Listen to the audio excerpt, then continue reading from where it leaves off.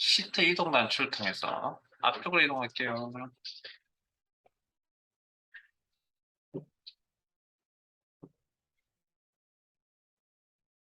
데이터베이스 쪽으로 이동하겠습니다. 데이터베이스.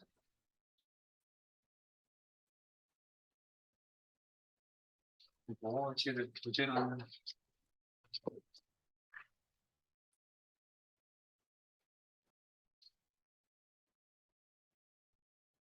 78페이지.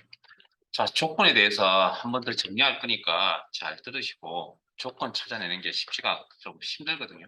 그것만 잘 되시면 뭐坑아리 그래서 큰 무리는 없을 것 같습니다.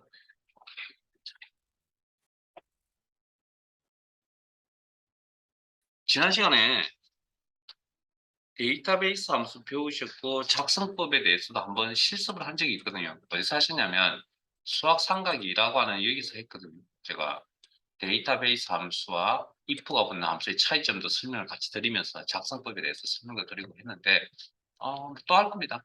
자, 데이터베이스 교재 78페이지. 이제 설명 들으세요. 딴 이야기 좀 할 겁니다.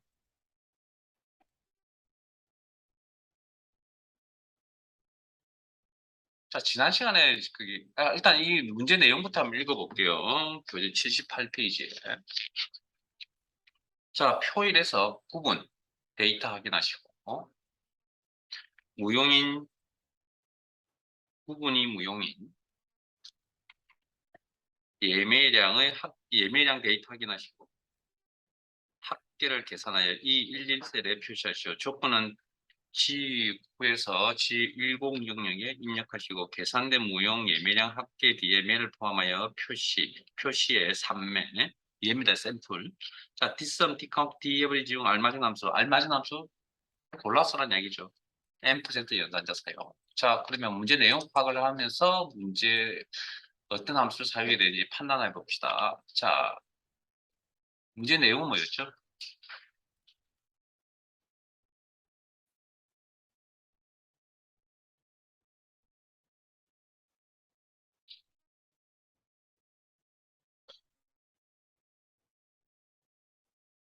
자, 구분이 무용이라는 게 조건이죠. 그다음에 예매량의 합계를 계산한다 했으니까 물론 뭐 조건이 한 개니까 썸이프라는 함수도 이제 머릿속에 떠올리셔야 되고 그다음에 조건이 들어가는 함수가 데이터베이스 뒷섬의 함수도 떠올리셔야 되고 이렇게 있어야 되는데 주어진 함수 중에 합계와 관련 있는 함수는 뒷섬 하나밖에 없네요. 그러면 문제를 풀이를 하실 때 요 함수를 가지고 문제 진행을 하셔야 된다는 이야기고요. 그러면 그다음 데이터베이스 함수를 작성하려면 뭐가 있어야 된다고요? 조건 작성해 놓은 범위가 있어야 된다고요. 예? 조건이 작성되어져 있어야 됩니다. 데이터베이스 함수를 다루려면. 그러면 문제에서 특정 조건을 작성하라고 특정 범위를 문제에서 표시를 하고 있죠. 주어져 있잖아요. 그러면 어떻게 작성하면 됩니까? 잠깐 스톱 하지 마세요. 아마 부분, 오타 조심하시고 입력하세요라고 아마 이렇게 설명을 드렸을 것 같습니다. 지난 시간까지. 자, 지금부터는 그렇게 하지 않을 겁니다. 타이핑 치지 않을 겁니다. 앞에 보세요. 지금부터는 타이핑 치면 벌어질 수 있는 상황이 뭐가 있죠? 잘못할 수 있는 상황이 오타라는 게 있잖아요, 오타. 그걸 미연에 방지하기 위해서 복사 붙이는 게 있습니다. 부분, 복사. 단축 깨우고 계시잖아요. 지난주에 복사 붙이기 설명드렸으니까. 셀 선택, 붙여넣기, 컨트롤 V. 아래에, 필드명 아래에 무용복, 최대한 복사했어요. 최대한 복사. F, 붙여.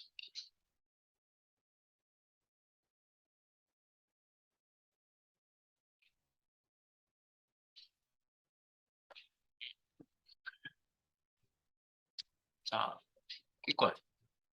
자, 그러면 작성 다 됐으니까 이제 함수 작업하시면 되죠. 뒷섬이라는 함수를 사용한다. 데이터베이스에서 합을 계산합니다. 데이터베이스 함수 작성하기 전에 조건이 작성되어 있습니다. 조건 작성되어져 있는 상태고, 가로 열고. 첫 번째 데이터베이스 셀 범위라고 그랬죠. 이렇게. 행이나 빈일을 만날 때까지 뭐 기본적으로 셀 범위, 병합된 셀은 포함하지 않는다. 의미 있는 데이터 하나씩 들어가 있어야 된다. 콤마. 자, 계산할 필드명이라고 했습니다. 계산할 필드명. 예매량 합계. 콤마. 그 다음 조건 범위라고 했습니다. 조건 범위. 바로 닫고 엔터. 이게 끝인가요? 몇 자 붙이라 그랬죠? 다음 시간부터는 n% 연산자 쓰실 때 그냥 바로 붙일 겁니다. 그다음에 주소 자동 채우기에 대해서도 그냥 바로 할 겁니다. 이제 다음 시간부터는.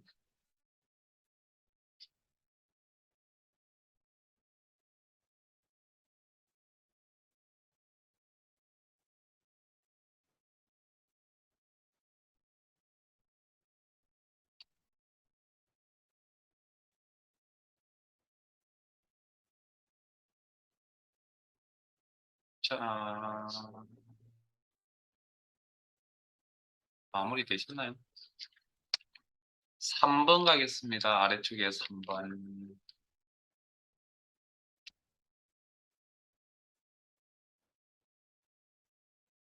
자, 문제 내용 3번입니다. 표 3에서 사랑의 집에 봉사활동을 지원한 부서 중 홍보부 사원수. 자, 사랑의 집이라는 데이터 확인, 그 다음에 부서 범위의 데이터 확인, 홍보부 사원수 이 25셀 더하기 계산하시오. 조건은 어, 네? 조건은 G24 땡땡 G25 영역의 입력 디카운트의 뒷섬 중 알맞은 함수를 선택하여 사용. 숫자 뒤에 명을 표시의 이명 이렇게. 자, 잠깐만요. 조건이 뭡니까? 이 문제 읽어보셨으면 문제 조건이 뭐냐고요? 부서명이 홍보부라는 게 조건입니다. 앞에 보세요. 부서가 홍보부인 레코드. 이거 인 레코드 중에서 사랑의 집에 봉사활동을 가는 부서가 여러 부서가 있겠죠. 그중에 이제 홍보부만 뽑아내겠다라는 이야기겠죠. 몇 명 있습니까? 두 명 있잖아요, 두 명. 됐습니까? 홍보부 중에서도 뭐 여러 뭐 사랑의 집, 나누의 집, 평화의 집 하는데 사랑의 집에 뭐 홍보를 저기 봉사활동을 가는 사람이 있을 거 아니에요. 두 명 뽑아내는 거죠. 맞나요? 자, 그러면 부서명이 홍보부라고 하는 게 조건이고요. 사랑의 집의 인원수 개수 계산을 한다는 거죠. 그럼 개수 계산을 하는 함수가 뭐가 있습니까? 이 두 개가 있네요. 개수와 관련있는 거. 됐습니까? 그럼 이 두 개 중에 두 개를 다 쓴 경우, 이 두 개 중에 두 가지를 다 사용해야 돼요? 어느 걸 써야 됩니까, 그러면? 두 가지가 아니라면. 이 문제를 보고 이름을 판단하셔야죠. 어떤 함수 써야 되죠? 원본 데이터에, 즉 데이터베이스 내에 숫자 데이터 보입니까? 안 보입니까? 안 보이죠? 그러면 디카운트는 함수 쓸 수 있습니까? 없습니까? 사용 못 하겠죠. 그러니까 기본 함수 공부가 정확하게 되어 있지 않으면 어정쩡하게 되어 있으면 이건지 고르지 못한다니까요, 이건. 그런 게 눈에 보이려면 미천이 두둑해야 된다는 이야기를 하는 겁니다. 이건 지금 특정 필드에 숫자가 없기 때문에 이건 무조건 100%이 함수를 쓸 수밖에 없다고요, 지금. 그게 파악되셨어요, 이제? 자, 그러면 그다음 데이터 카운트 A라는 함수 써야겠다고 판단 내렸습니다. 그러면 데이터베이스 함수를 작성하려면 뭐가 있어야 된다고요? 조건이 작성되어 있어야 된다. 조건이. 그리고 조건 작성하라고 특정 셀 범위가 문제에 명시되어져 있죠. 이 범위. 최대한 복사 붙여넣기 해서 작성하세요. 자, 부서명, 필드명, 복사. 단축키 쓰세요. 컨트롤 C, 컨트롤 V. 셀 선택, 붙여넣기, 컨트롤 V. 그 다음에 홍보부, 복사, 붙여넣기. 식이 저처럼 뭐 다르든 똑같은 상관없고요. 셀에 부서명 정확하게 있으면 되고 내용이 즉 데이터가 홍보부라는 데이터가 정확하게 있습니다. 서식 상관없습니다. 서식은 있든 없든. 자, 그리고 끝.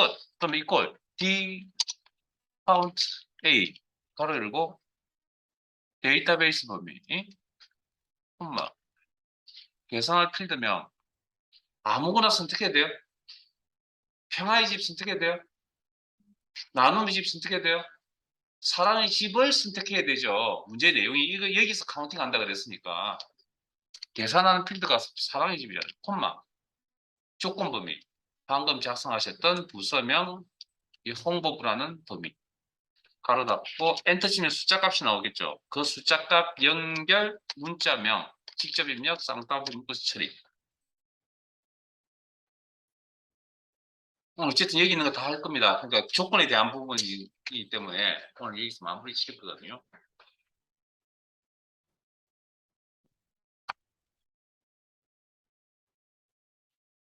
호 5로 갑니다.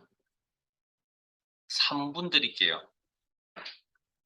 여러분들이 직접 해보세요.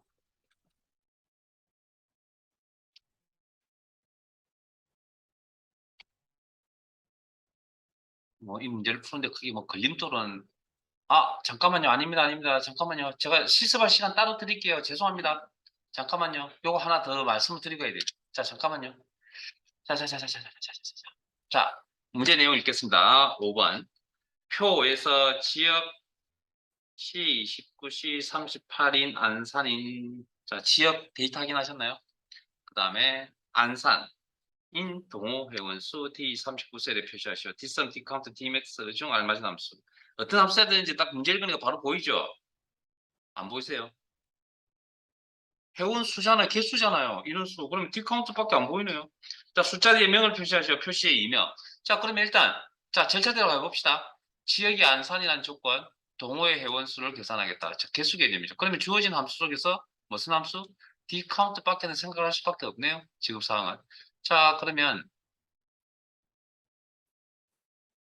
자, 문제는 D카운트라는 데이터베이스 함수를 작성하려고 합니다. 네? 뭐가 있어야 된다고요? 네? 데이터베이스 함수 작성하려면 뭐가 있어야 된다고요? 함수 작성하기 이전에 조건이 먼저 작성되어 있어야 된다니까요. 근데 문제에서 방금 읽었던 문제는 조건 작성하라고 특정 셀 범위가 있어요, 없어요? 문제 없죠? 문제 유형이 두 가지입니다. 한 개는 조건 작성하라고 특정 범위를 주는 경우가 있고요. 1번, 3번처럼 방금 하셨다.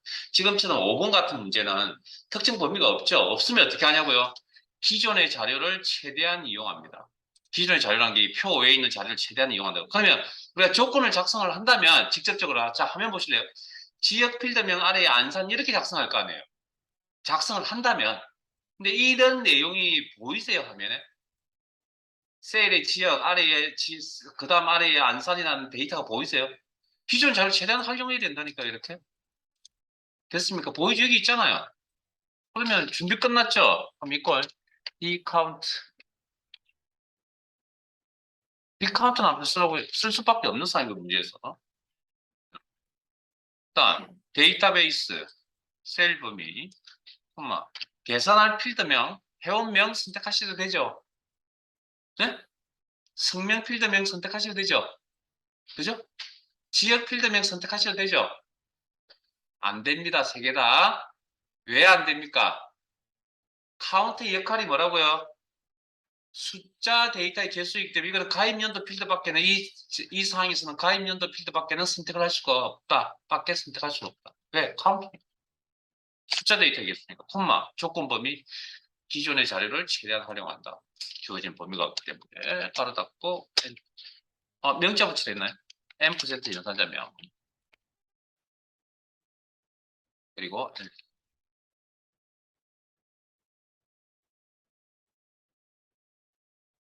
자 잠깐만요.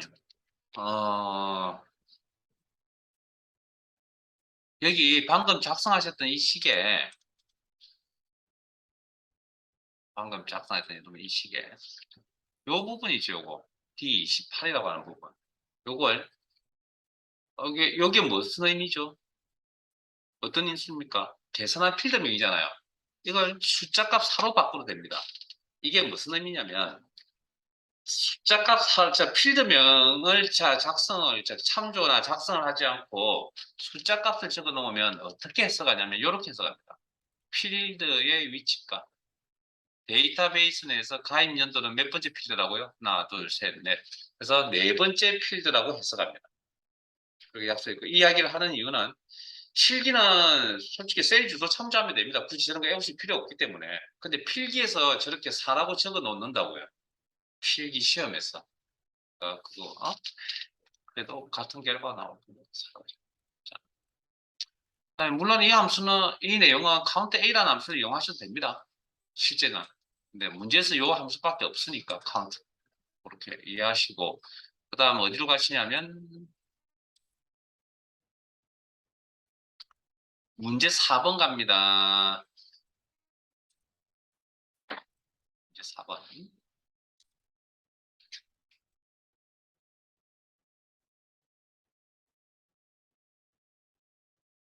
3분 드릴게요. 해보세요, 여러분들이. 3분이면 좀 넉넉하냐. 뭐 부족하면 제가 뭐 조금 더 기다리면 되니까.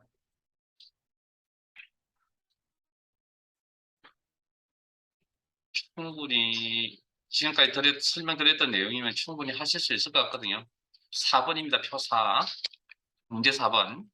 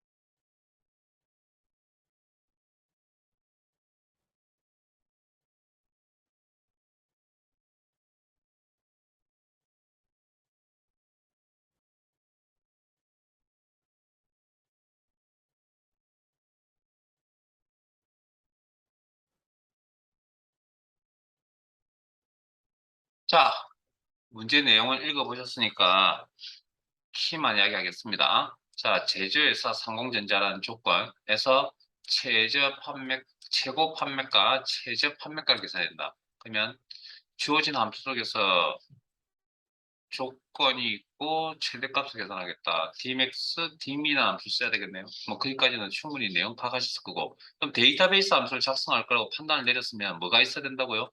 조건이 작성되어 있어야 된다. 그래서 이게 특정 범위가 주어지는 경우가 있고 조건 작성하고 범위가 없는 경우도 있다. 지금처럼 없는 경우라면 기존의 자료를 최대한 활용한다. 만약에 우리가 이걸 직접 작성한다면 제조회사 아래에 성공전자라고 하는 이런 내용을 작성할 거다. 그게 화면에 보이시죠? 여기. 이렇게. 최대한 기존 자료를 활용한다. 끝. 자, 아마 작성을 이렇게 했겠죠. Dmax. 바로 열고 데이터베이스.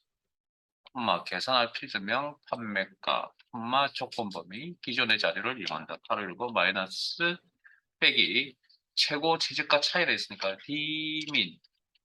바로 열고 데이터베이스. 자, 하나 물어볼게요. 판매가 3조. 그 다음에 조건 범위. 가로 닫고. 지금 저처럼 이렇게 작업하셨어요? 예? Dmax 작성, Dmin 작성 이렇게 하셨어요. 앞으로 시간이 지나면 이렇게 좀 되었으면 좋겠습니다. 앞에 보세요. 앞으로 시간이 지나면 지금 당장은 안 보일 수도 있습니다. 여러분들 이거 이쪽 구조하고 이쪽 구조하고 똑같다는 생각 안 드세요? 그러면 뭐 해야 됩니까? 복사 붙여넣기. 자, 앞에 보세요. 이 부분 복사. 아니, 지금 당장 보이는 게 아닙니다, 이거. 시간이 지나면 보일 겁니다. 일단 보여드릴 겁니다, 몇 번은. 수업 중에. 붙여넣기. 그럼 뭐만 바꾸면 됩니까? 여기만 바꾸면 되겠죠. 그리고 작성이 완료되는 저 시점에서 그래서 제가 몇 번 나올 겁니다. 나오면 그때그때마다 말씀드릴 테니까 그런 것도 한번 생각을 해보시고요. 어차피 긴 시간, 특히 시험 같은 데나 어차피 업무를 보다가 긴 시간 어차피 복사 붙여넣기 써야 된다는 게 눈에 보입니다. 지금 당장 안 보일 수 있습니다. 자, 2번 갑니다, 이제. 자, 지금까지는 조건이 몇 개였죠? 한 개였잖아요. 이제는 조건이 아마 두 개가 나올 겁니다. 자, 2번 갑니다. 표 2에서 시점이 강북이면서 판매량이 700 이상인 사원들의 자 데이터 확인하세요. 그냥 쭉 넘어가지 마시고 이상인 사원들의 판매 총액 평균을 L1, L1 셀에 계산하시고 조건은 이 범위 M9에서 N10 범위에 작성하세요. 조건 작성한 범위가 주어져 있네요. 디썸, 디카운트, 디에브리지 중 얼마 점수. 자, 요건 뭐 평균이라는 표현이 있었으니까 당연히 뭐 디에브리지 좀 되겠죠, 뭐. 자, 다시 한번 더 살펴보겠습니다. 어떤 조건이 보이죠? 조건 몇 개 보이죠? 두 개 보이세요, 이제? 두 개 이상의 조건은 뭐 해야 된다고요? AND 조건인지 OR 조건인지 판단하셔야 됩니다. 이거. 두 개의 조건이 뭡니까? 지역이 강북이라는 조건 한 개와 판매량이 700이라는 조건. 그러면 이면서라는 표현이 있었죠. 문제에. 그러니까 이건 AND 조건이다라고 판단 내리겠죠. 두 조건을 모두 만족하는 판매 총액을 평균 계산했다. 그러면 이런 함수들을 생각할 수 있는데 주어진 내용은 요만큼이니까 여기서 어떤 함수 써야 됩니까? 요 함수 써야 되겠네요. 조건 작성과 범위 설정. 자, 그러면 이제 뭘 하냐? 두 개 이상의 조건을 어떻게 이제 작성하냐입니다. 데이터베이스에서. 근데 지금 이거 작성법은 아마 교재 앞부분에 또 있습니다. 그래서 한번 오늘은 힘들고 어차피 다음 시간에 한 번 더 할 겁니다. 또. 그래서 데이터베이스에서 조건 작성에 대해서 말씀을 드리려고 합니다. 일단 한 개 적는 건 알고 계시잖아요. 지점. 디에브리지 함수명을 사용하겠다고 판단을 내렸으니 데이터베이스 함수를 사용하려 판단을 내렸으니 그 다음 뭐 해야 됩니까? 조건이 작성되어져 있어야 된다. 조건 작성하라고 문제에서 특정 셀 범위가 주어져 있다. 그죠? 그러면 한 개는 작성할 수 있겠죠. 엔드니까 어느 쪽 먼저 작성은 상관없으니까. 지점, 복사, 서식 상관없습니다. 내용만 있으면 됩니다. 붙여넣기. 지점이나 내용. 그 다음 그 아래에 강구. 자, 여기까지는 문제 없잖아요. 여기까지는. 자, 그래서 이제 지금 하려고 하는 일이 뭐냐면 AND 조건을 어떻게 처리할 것이냐는 겁니다. AND 조건. 자, AND 조건을 어떻게 처리할 것이냐 하는 내용인데, 자, 필드명은 무조건 그냥 쭉 나열합니다. 연이어서. 그러면 판매량 필드명이니까 복사. 작성하는 방법입니다. 자, 그 다음 조건 값은 어떻게 처리하냐면 AND 조건이라고 판단을 내렸습니다. AND 조건이라고. 그러면 조건 값들을 같은 행에다가 나열합니다. 작성합니다. 같은 행에. 같은 행에. 여기다 한다는 얘기죠. 근데 700 이상이라는 걸 복사할 수 있습니까? 없습니까? 할 수 있는 내용이 없죠. 그럼 직접 입력. 그리고 다시 한 번 말씀드리는데 앞에 강국 앞에는 뭐가 생략됐다고요? 이 꼴이 생략된 거라 했습니다. 이 꼴은 쓰지 않습니다. 엑셀 프로그램상에서. 나머지 연산자는 생략하시면 안 되고요. 이렇게. 그래서 데이터베이스에서 이걸 AND 조건 작성이라고 표현을 합니다. 끝! 이 꼴. 무슨 함수 쓰겠다고요? deaverage라는 함수를 작성하겠다. 조건은 이미 작성이 되어져 있다. 가로 열고 데이터베이스. 형식은 동일하니까. 콤마 계산할 필드명 판매 총액의 평균을 계산하겠다. 콤마 조건 범위 AND 조건 범위 바로 닫고 AND. 새로운 형식이니까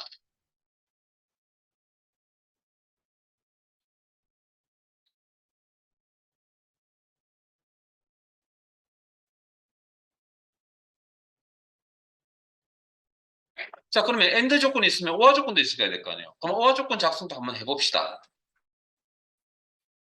OR 조건 작성. 그 밑에 있는 표 사이 자료 가져갈게요.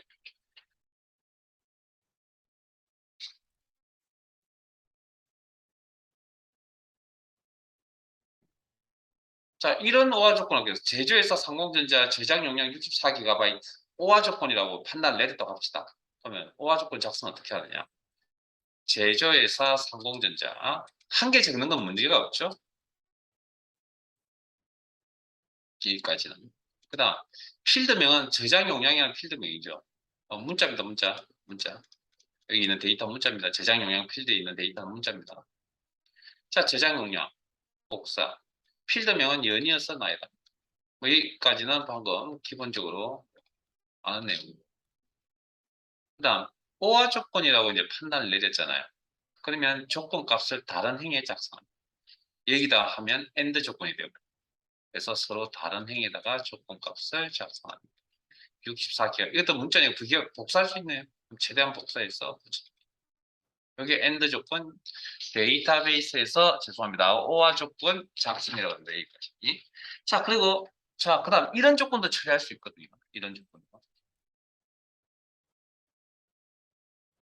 이런 조건도 처리 한번 해봅시다. 자 그럼 잠깐만요.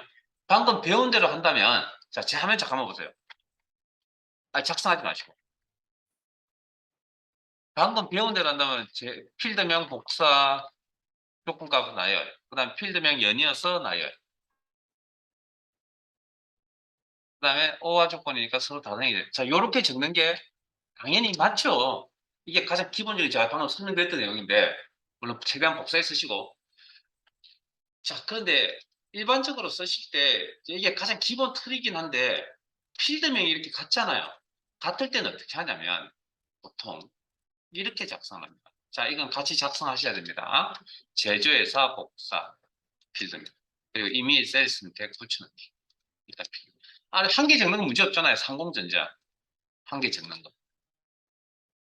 그 다음 이제 같은 필드명이죠. 그러면 이 필드명을 그대로 쓰면 되고요. 그다음 방금 뭐라고 쓴 거예요? 작성, 값의 작성은 서로 행이 다르면 된다고 그랬잖아요. 그래서 여기다가 이렇게 작성을 하는 게 일반적입니다. 요거 이제 어떤 형태냐면 요거 이제 필드가 서로 다르잖아요. 요건 필드가 같을 경우에 이제 보통 이렇게 작성을 합니다. 실제 이렇게. 자, 그럼 요 세 가지 형태를 좀 익혀두시고 그다음 요 세 가지는 어차피 또 다른 데 가서 또 한번 더 할 겁니다. 더 할 거니까 그때는 이제 제가 추가적인 어떤 설명을 크게 하진 않을 겁니다. 왜? 주말에 열심히 공부하고 복습하고 오실 거니까. 자, 자 그래서 이제 6번 갈게요. 요 내용을 바탕으로 6번 가겠습니다. 어렵습니다. 자, 문제 준비되셨어요? 자,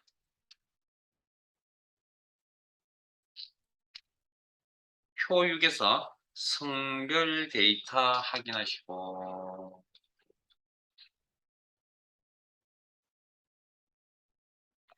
남이면서, 성별이 남이면서 영어 데이터 확인하시고, 영어가 90점 이상이거나, 성별 데이터 확인했죠. 여이면서 수학 점수 확인하시고 수학이 90점 이상인 학생의 총점에 대한 평균, 총점 데이터 확인하시고 평균을 이미의 셀에 이미의 셀이고 L40셀에 구하시오. 그 다음 조건은 B9에서 K49인가요? I49, I39에서 K41까지 요 범위에 총 몇 개죠? 응? 9개 셀의 조건 입력. 뭐 평균 계산하라고 했으니까 뭐 디에브리지 정도밖에 안 보이네요. 디에브리지, 디카운트, 디카운트, 디카운트 중 알맞은 뭐 디에브리지 찾는 건 무리가 없을 것 같네요. 자, 천천히 이제 깨시고 보셔야죠. 조건 몇 개 보입니까? 네? 안 보이세요? 보여야죠. 조건이 몇 개 보인다고요? 네? 4개 성별남이다. 영어가 9점 이상이다. 성별이 여이다. 수학이 9점 이상이다. 4개 그러면 뭐가 떠올려야 됩니까 이제? 2개 이상의 조건은 엔드 조건인지 오화 조건인지 판단하셔야 된다면서요. 그러면 성별남 영어 90 이상 사이는 엔드입니까 오화입니까? 네? 문제에서 뭐 이면서라는 표현이 있었네요. 엔드네요. 엔드. 어? 엔드. 그래 그다음 영어 90 이상 성별 여 사이에는 이 둘 사이는 이거나라는 표현이 문제 있었죠. 오화죠.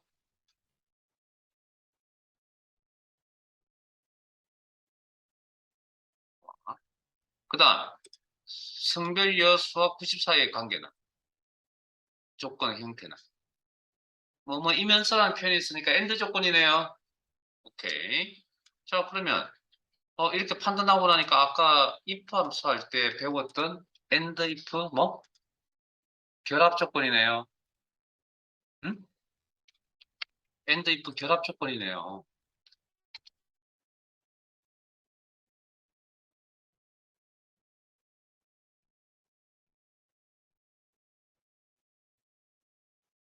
and if 결합 조건이네요. 그럼 처리 순서가 되게 중요하다 그랬죠. 그건 문제 내용을 보고 직관적으로 판단을 하셔야 된다고 그랬습니다. 제가 어떻게 해낼 수 있는 방법이 분명히 없다고 말씀드렸습니다. 자, 그러면 자, 방금 이 내용에서 에? and가 먼저 처리됩니까? or가 먼저 처리됩니까? 에? and가 먼저 처리돼야 될 구조입니다. 네? 어렵습니다. 자, 다시 한번 근데 이게 직관적으로 딱 보이지 않으시면 문제 내용을 딱 전개를 보시면 이게 엔드가 먼저 처리되는 게 눈에 보여야 됩니다, 이게. 응?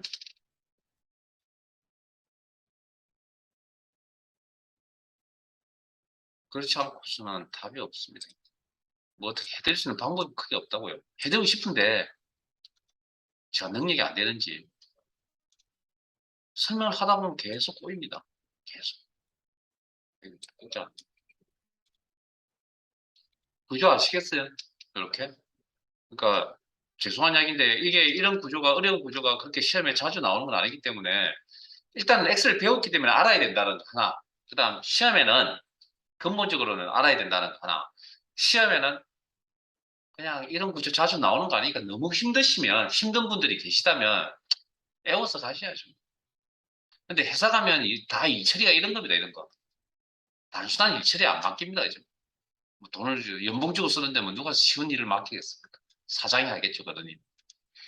자, 그 다음 문제 내용에 자, 총점 평균을 계산한다 했으니까 이런 엔드와 결합 조건을 만족한다면 총점이 만족하는 것에 대해서 총점 평균을 계산하겠다. 그래서 디에브제 함수를 써야 된다. 그러면 뭐가 있어야 되죠, 이제? 조건이 작성이 되어져 있어야죠. 이해되세요? 이런 함수 쓰겠다고 판단을 내렸으니 조건 작성이 되어져 있어야겠죠. 자, 그러면 조건 작성을 일단 주어진 범위 말고 범위가 있는데 거기에 작성을 좀 이따 하도록 하고 다른 이메일 곳에다가 넣을게요. 자, 요거, 요거. 요렇게 해석하세요. 큰 엔드 조건 한 개, 큰 엔드 조건 두 개. 그렇게 해석하세요. 그럼 큰 엔드 조건 한 개 부분은 성별, 남, 아래에 필드명은 연이어서 나열한다 했잖아요. 영어. 자, 이 큰 조건은 엔드죠. 엔드. 그러면 90 이상. 요렇게 이제 적겠죠. 큰 조건 한 개. 자, 그 다음 또 다른 조건, 이제 큰 조건 두 개. 큰 조건, 큰 조건 두 번째 엔드 조건. 자, 그러면 이것도 필드면 연이어서 나열합니다. 성별. 자, 그 다음, 이 큰 조건과 첫 번째 큰 조건과 두 번째 큰 조건 사이의 관계는 오하잖아요. 그러면 열하고 여기다 직업이 돼야 안 돼요. 한 개, 그 다음 나머지 한 개는 내용이 여기 가야 되겠죠. 오하니까. 요 덩어리라 생각해, 덩어리. 큰 덩어리 하나, 큰 덩어리 두 개. 그럼 여기 가야 되겠죠. 그러면 요. 그 다음 필드명은 연이어서 나이란 수학. 그리고 두 번째 큰 조건 사이가 엔드니까 같은 행에다가 이렇게 작성해야 되겠네요. 이런 구조로 작성은 하실 수 있겠죠. 요거 해석은 좀 어렵지만 자, 작성은 충분히 될 거라고 보고 자 그러면 이 엔드와 결합 조건을 작성하는데 필요한 셀의 개수는 총 몇 개입니까? 네? 이 조건 지금 현재 엔드와 결합 조건을 작성하는데 필요한 셀의 개수는 총 몇 개가 있어야 됩니까? 12개가 있어야죠. 3, 4, 12. 그래야 이 내용 다 작성하잖아요. 지금 보고 계시잖아요. 이해되세요? 네, 그러면 다시 교재 문제 돌아가서 조건 작성의 범위의 셀 개수가 몇 개입니까? 네? 이만큼 몇 개죠? 9개잖아요. 그럼 12개가 원래 기본적으로 생각이 12개인데 저걸 9개를 줄여야 된다는 이야기입니다. 네? 그러면 자 실제 작성하러 갑니다. 이제 복사 붙여넣기 써서요. 최대한 여기 제가 그냥 일부러 그냥 복사 붙이 안 쓰고 제가 타이핑을 쳤지만 자 복사 성별 필드명 다시 스타트는 하실 수 있잖아요. 남 서식은 상관없다고 그랬습니다. 일단 필드명 연이었잖아요. 영어 복사 그리고 90 이상 뭐 여기까지 문제 없죠. 그 다음에 90 이상은 복사할 수 없으니까 직접 입력.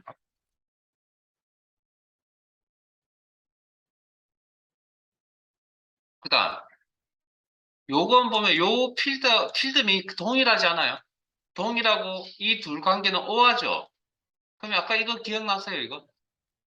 네? 이 구조. 이거 활용하시면 됩니다. 그러면 여라는 걸 성별 필드명 아래 요렇게 적는다는 거죠. 필드명 연이어서 적고 소화. 그리고 요 덩어리, 이제 덩어리를 요렇게 바라다 봅니다. 요렇게. 그러면 90 이상.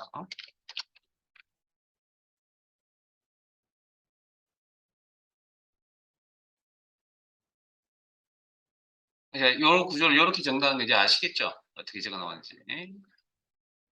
그렇게 자주 나오는 건 아닌데, 어찌됐든 어렵습니다. 조건이란 게. 자, div전 함수 쓰려는데 보니까 조건 작성이 되어져 있습니다. 조건 작성 끝났죠? 그러면 divg 함수 작성하시면 되겠네요. 이꼴 divc. 오늘도 좀 길었네요. 죄송합니다. 다음 시간부터는 아마 길지는 않을 겁니다. 아마 할 만큼 다 했거든요. 기본만 전달해드리고 기본 공부하고 오시면 이제 어려운 거 푸시면 되니까 총점 계산한다 가지고 평균 계산 그리고 조건 범위 9개의 셀 범위 그리고 엔드.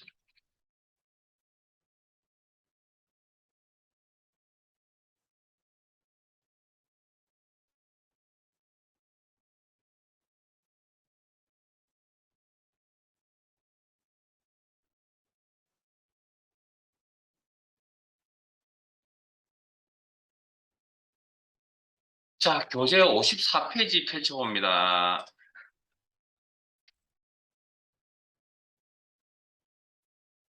다음 시간에도 요 구조에 대해서 한번 더 할 겁니다. 물론 뭐 복잡한 것까지는 거기 보시면 그 고급 필드, 어쨌든 조건이라고 하는 엔드 조건, 고급 필드 나중에 이야기할게요. 엔드 조건, 오화 조건, 엔드와 결합 조건 보이세요? 그 작성한 방법 오늘 다 배우신 거죠? 물론 우리가 뭐 예를 두 개만 했고 근데 뭐 두 개짜리, 세 개짜리 이렇게 나와져 있고 한 거, 그게 다 뭐 구조는 그렇게 해서 나온 거죠. 자, 그리고 교재 60페이지로 갈게요.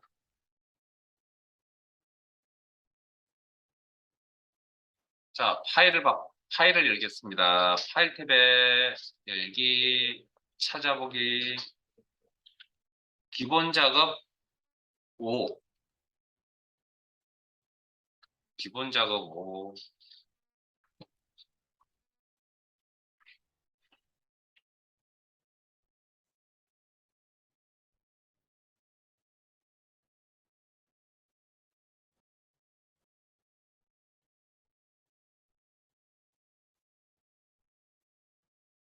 자, 교재 60페이지.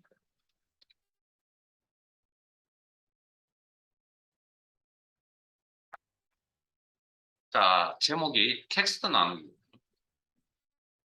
그 텍스트 나누기 기능이 뭔지는 좀 더 설명드릴게요. 자, 출제 유형 1. 텍스트 1시트에 대하여 다음 지시사항을 처리하시오. 자, 텍스트 1시트이고, B4에서 B9 영역의 데이터를, 자, B4에서 B19 데이터 확인하셨어요? 자, 질문 하나 할게요. 지금 화면에 보이는 요 데이터 있죠, 요거? 몇 개의 셀에 입력이 되어 있는 데이터죠? 하나, 둘, 셋, 넷, 다섯 개? 아니요, 오케이, 아닙니다. 한 개의 셀에 입력이 되어 있습니다. 어떻게 확인하냐고요? 수식 입력줄 보세요. 수식 입력줄. 틀리죠? 그리고 제가 이야기도 해드렸습니다. 문자 데이터라는 녀석은 오른쪽 셀에 데이터가 없으면 화면을 침범한다고 해야겠거든요. 그래서 데이터가 있으면 이렇게 안 보입니다. 뭐 사라진다가 아니라 보이지 않는다. 그러면 이또 오른쪽 사이드에 데이터가 없으면 이렇게 화면을 침범한다고 그랬거든요. 자, 그러면 자, 그럼 그저 고양 그래서 이제 여기 있는 데이터가 B4, B5, 점점점 B19 셀까지 이렇게 있다라는 거죠. 요만큼의 데이터. 자, 그다음 나머지 텍스트 나누기를 실행하여 자, 실행을 한다는 건 명령 기능을 이야기하는 거고요. 그래서 텍스트 나누기라는 기능은 조금 이따 설명을 드릴 거고요. 데이터는 신비로 구분되어 있고 번역열은 제외할 거 무슨 소리인지 잘 모르겠습니다. 일단 자, 앞에 봅니다. 여러분들 지금 이 자료 가지고 엑셀 작업을 할 수 있을까요? 없을까요? 현재 이 자료 가지고 우리가 배웠던 엑셀 작업을 하실 수 있을까요? 없을까요? 아마 하기 힘들걸요. 우리 데이터베이스라는 개념 배웠잖아요. 의미 있는 데이터가 어떻게 있어야 된다고요? 하나의 셀에 하나씩 들어가 있는 게 가장 좋은 방법이거든요. 근데 지금 이거는 의미 있는 데이터가 몇 개? 한 개의 셀에 여러 개 들어가 있는 이런 구조로 되어 있잖아요. 그럼 여러분들 같으면 이걸 어떻게 해요? 각각의 셀에다가 이걸 다 나눠서 각각의 셀에 의미 있는 데이터가 각각의 셀에 들어가야 되지 않을까요? 그때 필요한 기능이 텍스트 나누기라는 기능이 필요하다는 겁니다. 자, 그러면 자, 텍스트 나누기 배우기 전에 이런 상황은 왜 벌어질까라는 거죠. 이런 상황은 왜 벌어질까? 지금은 이런 상황이 거의 벌어지지 않습니다. 그러니까 이게 보통 이제 어떤 상황에서 많이 벌어졌냐면 인터넷 같은 데서 과거에 인터넷이 발달하기 전에 업그레이드가 돼. 인터넷이라는 것도 저기 우리 여러분이 사용하고 계시는 인터넷이라는 게 이것도 업그레이드가 되거든요. 자, 발달하기 전에 제가 보통 이제 호랑이 담배 피지 시대라고 합니다. 인터넷의 호랑이 담배 피지 시대에 저 어떤 내용 시트상 저기 웹상에 있는 인터넷상에 있는 표 같은 걸 이렇게 복사를 해서 가져오잖아요. 엑셀에서 가져왔을 때 붙여넣기 하시면 이런 상황이 벌어집니다. 그다음 기술력이 좋지 않은 시절에는 회사에서 관리하는 제조회사나 이런 데서 관리하는 프로그램들이 있거든요. 자체 프로그램들. 거기에 엑셀로 저장을 하기가 쉽지가 않았어요. 기술이 발달하기 전에는. 발달 전에. 그러면 보통 저장하는 방식이 뭐냐면 텍스트 파일로 보통 저장을 하거든요. 그런 파일들도 이렇게 복사해서 붙여넣었을 때 어떻게 나오냐고요? 이런 형태로 나옵니다. 근데 이 형태를 가지고는 엑셀에서 기능을 제대로 사용할 수가 없기 때문에 그래서 이걸 각각을 분해를 시켜 놔야 된다. 이해되십니까? 의미 있는 데이터 하나하나씩 분해를 시켜 놔야 된다고. 그 기능을 텍스트 나누기라고 합니다. 텍스트 나누기. 자, 그러면 요 자료 B4에서 B19 데이터에 대해서 이건 설명 한 번만 잘 들으시면 됩니다. 뭐 10도 아니고요. 고민할 것도 없습니다. 자, 기능이 어디 있는지 아시면 됩니다. 범위 설정. 이거 이제 이 자료들을 분해야 되니까 데이터 도구에 텍스트 나누기. 예를 들어 모양새가 조금 틀립니다. 잘 찾아오세요. 텍스트 나누기. 그러면 자, 마법사라고 보통 이야기를 하는 건 값을 단계별로 설정하겠다는 겁니다. 그래서 텍스트 마법사, 텍스트 나누기 마법사, 뭐 그렇게 해석하시면 되고요. 세 단계 중에 첫 번째 단계. 구분 기호로 분리되어져 있느냐. 자, 이 자료가 미리 보기 영역에 똑같은 자료가 보이죠. 구분을 할 수 있어요. 자, 이게 엑셀에서 이거 쓰려면 저 자료가 행과 열의 구조로 이렇게 나눠져야 되거든요. 근데 행은 줄이라는 개념으로 받아들이면 됩니다. 메모장 같은 데 우리가 줄로 개념을 받아들이면 되니까 크게 무리가 없는데 열을 쪼개야 될 거 아니에요. 자, 열을 쪼갤 때도 마찬가지로 자, 특정 구분 기호로 쪼갤 수 있다는 건 여러분 딱 눈으로 보고 직관적으로 이해되시잖아요, 이거. 근데 너비가 일정하다는 건 뭐냐면 경우에 따라서 이런 경우도 있거든요. 사이 간격이 이렇게 벌어져 있으면 너비가 일정한, 이거 다 따라오지 마세요. 그냥 잠깐 보여드릴게요. 그럼 이렇게 이제 너비가 일정하다는 건 데이터 사이사이에 빈 공간, 공백들이 이렇게 많으면 이 사이에 그냥 자를 대고 이렇게 선을 이렇게 꺼버립니다. 그러면 데이터가 이렇게 나누신다고. 그런 방식인데, 저희들은 지금 문제 내용이 아까 첫 번째 삼각형에 데이터는 쉼표로 구분되어져 있다는 명시가 되어져 있잖아요. 그러면 구분 기호가 있다는 거고, 잠깐만요. 여기서 쉼표를 이야기하는 건 아닙니다. 데이터를 구분할 수 있는 그런 문자들이 있습니까? 기호가 있습니까? 라는 그런 의미입니다. 됐습니까? 자, 다음 이번 두 번째 단계. 그래서 정확한 기호는 여기서 선택하시면 됩니다. 쉼표만 문제에서 쉼표라고 표현했고요. 나머지 기존에 있던 값들은 해제합니다. 다시 체크해서. 쉼표. 그러면 이렇게 열 구분이 일어난 거 보이세요? 이렇게. 그리고 다음. 자, 대상이라고 하는 건 이 자료를 나타낼 위치를 이야기합니다. 즉, B4셀부터 이 자료를 나타내겠다. 기준점. 이거 수정하실 필요는 없을 것 같고요. 뭐 문제도 특별한 날이 없고. 그 다음, 구분, 도서명, 열, 뭐 이렇게 표현을 합니다. 뭐 데이터베이스 따지면 필드, 뭐 이런 표현을 하는 건데, 자, 이걸 선택하는 방법은 클릭. 그러면 검정 색깔로 바뀌는 거예요. 해당 열을 선택한 겁니다. 그러면 문제 두 번째 삼각형에 뭐라고 했냐면 번역열은 제외할 것. 이 자료들 중에 다 사용할 게 아니고요. 번역열 선택, 검정 색깔. 그래서 위에 보면 해 선택된 열의 데이터 서식이라 해서 여기 열 가져오지 않은 건너뛰임 체크. 하면 열 건너뛰면이나 문구가 보이세요? 잘 안 보이신다고요? 자, 잠깐만요. 제 화면 보세요. 제가 확인시켜 드릴게요. 네, 제 화면 보세요. 열 하지 마세요. 여기 체크하니까 열 건너뛰임 보이세요, 이거? 그러면 다시 바꿔놓고 여기 열 건너뛰입니다. 사이즈가 작아서 안 보일 뿐이지. 요건 실제 화면에 안 나타낼 거라는 겁니다. 없애버릴 거라는 겁니다. 자, 마침 이해되세요, 이제? 자, 그리고 잠깐만요. 좀 아쉬운 점은 없어요? 결과를 보시고. 오케이. 이항 같은 값이면 그냥 결과가 이렇게 나타날 때 열 사이즈도 자동으로 이렇게 조정이 되었으면 좋겠다는 건데 이 기능은 열 사이즈를 자동으로 조정해 주지 않는다는. 그래서 우리가 수동으로 배운 거 있죠? 열 너비 더블 클릭, 열 너비 자동 맞춤이라고 합니다. 뭐 이런 것들을 이용하시면 되겠죠.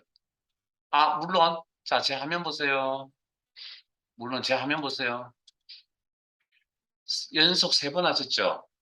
굳이 그럴 필요 없이 C, D, E 열 선택하시고 필요한 열 그리고 안쪽 경계에다가 더블 클릭. 이거 아마 이것도 보여드렸습니다. 제가 행으로 보여드린 행으로 열로 보여준 거. 더블 클릭. 그러면 세 개의 열에 똑같은 명령이 들어간다는 거죠. 그래서 우리가 여러 개를 선택하는 방법을 배운 겁니다. 자, 저장. 시트상의 작업이 끝나면 저장, 때가 되면 왜 그런지 설명을 드릴 거고요. 일단 단축키 컨트롤 S. 자, 한 번만 더 같이 해봅시다. 텍스트, 시트 이름, 텍스트 3, 시트 이동 단추를 통해서 아니면 화면에 보이신 바로 선택, 텍스트 3.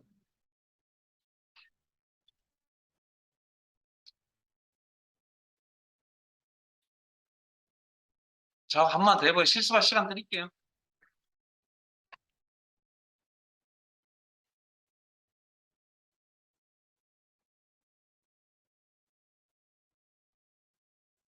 텍스트 3 시트에 대하여 다음 지시사항을 처리하시오. A2에서 A14 영역의 데이터를 텍스트 나누기를 실행하여 나타내시오. 데이터는 공백으로 구분되어져 있고 할부기간 월은 제외할 것. 뭐, 자, 방금 배웠으니까 A2에서 A14 범위 선택하시고 텍스트 나누기 기능을 위하여 데이터 도구 텍스트 나누기 기능을 실행하여, 즉 이 기능을 이용하여 명령 클릭하면 명령 실행 뭐 되겠죠.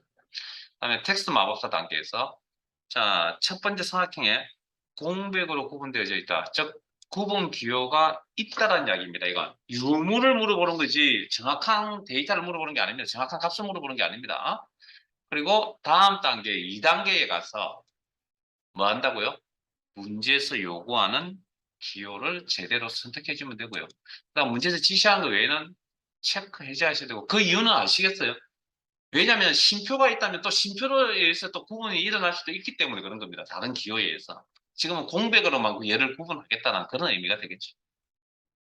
그리고 다음 이렇게 쪼개질 거고 두 번째 할부기간 월 여기 좀 마지막 부분 선택하시고 열 가져오지 않음 체크. 그 다음에 밑에 대상은 실제 이 데이터가 나타나는 위치 값인데 시험은 특별한 말이 없으면 기본값을 해서 이걸 수정하시면 안 됩니다, 여러분. 임의로. 그냥 그대로 쓰시면 됩니다. 그리고 마침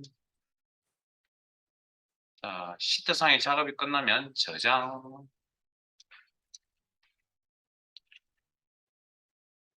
어려운 내용 아니죠? 수업 중에 그냥 끝내세요. 텍스트 이 시트로 갑니다. 함수 이런 거 아니니까. 한 3분 드릴게요.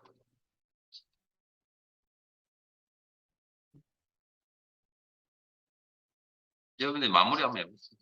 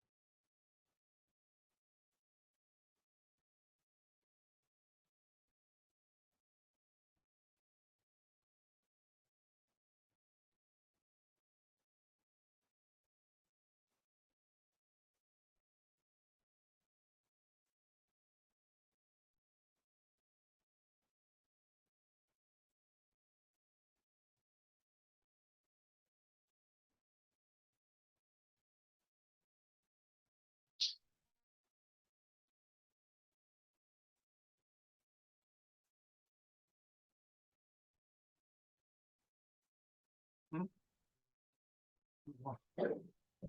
또 마우스 클릭 소리가 왜 들리죠? 충분히 끝나고 남은 시간 같은데. 자, 문제 읽어보셨으니까 그냥 바로 진행하겠습니다. 텍스트 나누기 기능을 이용하여 A3부터 A10 범위에 대해서 텍스트 나누기 데이터 도구 텍스트 나누기 기능을 이용하여 첫 번째 단계 텍스트 마법사 데이터를 쪼갤 수 있는 기능이다. 그렇게 생각을 하시고요. 마법사 값을 단계적으로 설정한다. 자, 첫 번째 단계 구분 기호가 있는지 없는지 유무. 그래서 세미콜론이 있다고 문제 있었고요. 자, 다음 구분 기호 공백 기호 아니고 뭐였습니까? 세미콜론이네. 자, 공백 체크하니까 이상해지죠, 이게. 보이세요? 그래서 세미콜론 체크하면 또 이상하게 또 공백에 의해서 홍구장이 공백에 의해서 또 나눠집니다. 네? 그래서 세미콜론만 체크. 자, 다음 일반. 다 문제가 없는데 연고지열은 선택해서 가져오잖아. 대상 A3셀로부터 이 자료들을 열 건너뛴 자료를 제외하고 나머지 자료가 A3부터 나타내겠다. 맞지?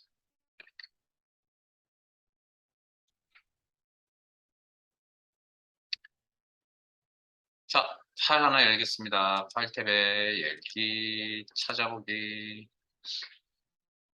기본 자금 6.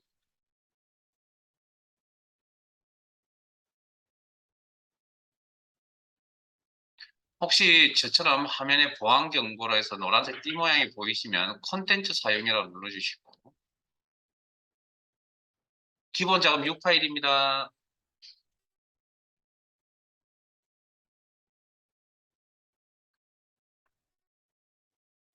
자, 교재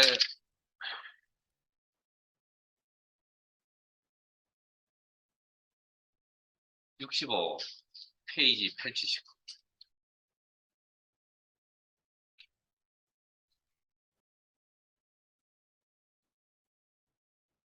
자, 외부 데이터 가져오기 용어만 좀 설명을 드리고 마무리를 하려고 합니다. 자, 외부 데이터라고 하는 건 외부 파일을 이야기합니다. 외부 파일. 자, 그러면 엑셀에서 가져올 수 있는 외부 파일이 뭐가 있냐면 데이터 탭에, 자, 모양새가 좀 이상하긴 한데 외부 데이터 가져오기라는 그룹 이름이 이렇게 보일 거고요. 잠깐만요.